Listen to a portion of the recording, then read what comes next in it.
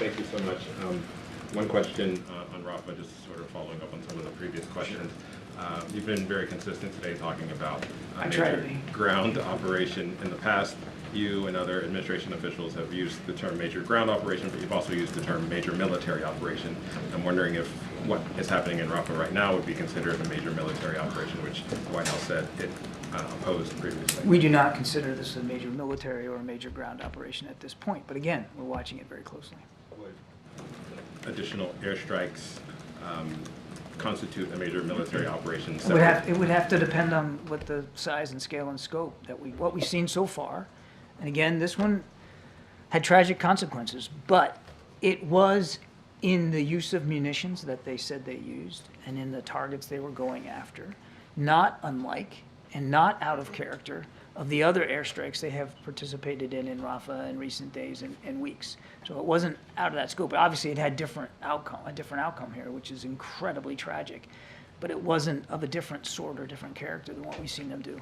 A separate question. There was a readout of the call between President Biden and President Sisi on Friday. The call said that there would be a major delegation going to talk about opening up the Rafah crossing. Can you give us a sense of who's in the delegation, when they're going to be going over, it's going to be happening this week, and what the agenda might be for that? I'll take the question. We'll get it back to you. I don't have that for you. Sure.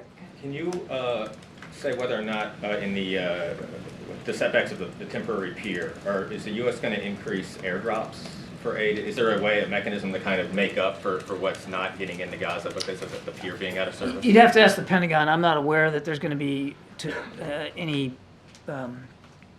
increase in airdrops to supplement the problems that we've had with weather on the temporary pier.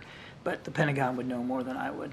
More broadly, does the president still believe that the temporary pier is a viable platform to get aid into Gaza? Given Absolutely, as a supplement. Okay, it was never intended to supplant what you can do on the ground through trucks and getting those crossings open. We said that from the get-go. We also said it's going to be tough.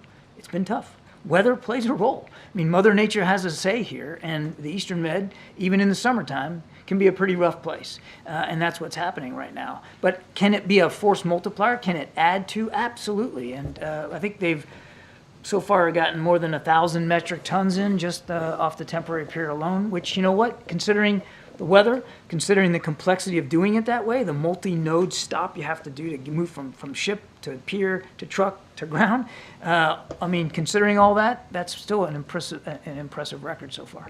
Okay, BBC in the back. Go ahead. You, sir. Go ahead.